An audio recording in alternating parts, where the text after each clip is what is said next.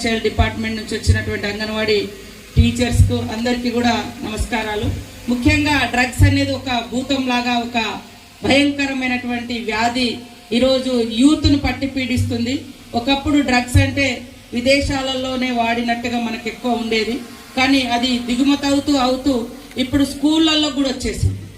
చాక్లెట్ల రూపంలో లేదా బిస్కెట్ల రూపంలో అలాంటి వ్యాపారాన్ని కూడా పెంపొందించి ఇవాళ వాళ్ళ వ్యాపారం కోసం మనల్ని బలి చేస్తూ ఉన్నారు. అర్థం కాకుండానే ఆ మత్తులోకి లాగేస్తూ ఉన్నారు.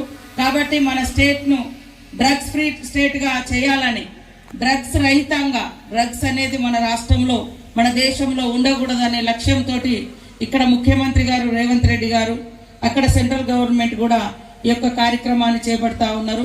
కాబట్టి విద్యార్థులకు తెలియజేసేది, యువకులకు ముఖ్యంగా అట్రాక్టెడ్గా ఉంటుంది మత్తు అనేది కొంతమందికి, కానీ దాని జీవితమే నాశనం చేస్తుంది.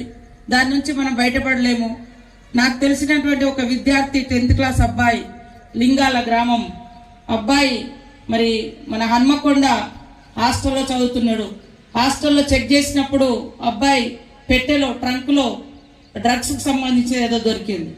తల్లిదండ్రులకు చెప్తాడేమో అని భయంతో తల్లిదండ్రులకు ఈ అబ్బాయి గురించి తెలియక ముందే ఆ అబ్బాయి సూసైడ్ చేసుకొని చనిపోయాడు. కానీ తండ్రి బయట చెప్పుకోలేడు. ఆ బాధ నుంచి ఒక్కగానొక్క కొడుకు, ఆ బాధ నుంచి ఇప్పటికి కూడా తండ్రి బయటపడలేడు. సో ఇట్లాంటి బాధను మనం ఇవ్వకూడదు. అదే టైంలో మనం ఎక్కడో వేరే కాడ కూర్చొని అలాంటి దానికి అట్రాక్ట్ అయితే పోలీసులు వస్తారు, కేసులు పెడతారు. అప్పుడు అందరికీ మన ఫేస్ తెలుస్తుంది. ఇగో ఇలా ఈ అమ్మాయి ఇక్కడ, ఈ అబ్బాయి ఇక్కడ ఇట్లా చేసిరని.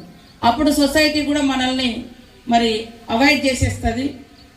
అంటే ఇన్సల్టింగ్గా చూస్తారు, ఎందుకంటే వీళ్ళు పనికిరారు సొసైటీ. కానీ సేమ్ టైంలో తల్లిదండ్రులకు కూడా చాలా మానసిక క్షోభ ఉంటుంది.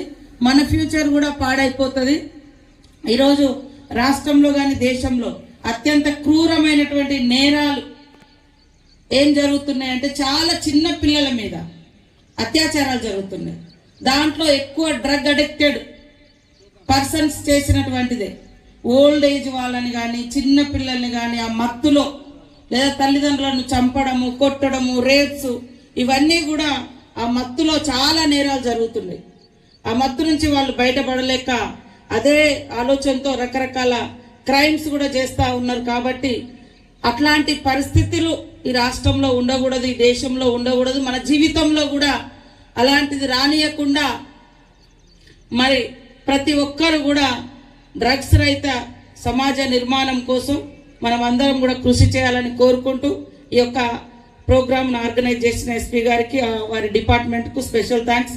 మీ అందరు కూడా చాలా పొద్దున్న నుంచి కూర్చుని ఉన్నారు. కూర్చోవడానికి లేదు, నిలబడడానికి లేదు, వర్షం పడుతుంది కాబట్టి కదా.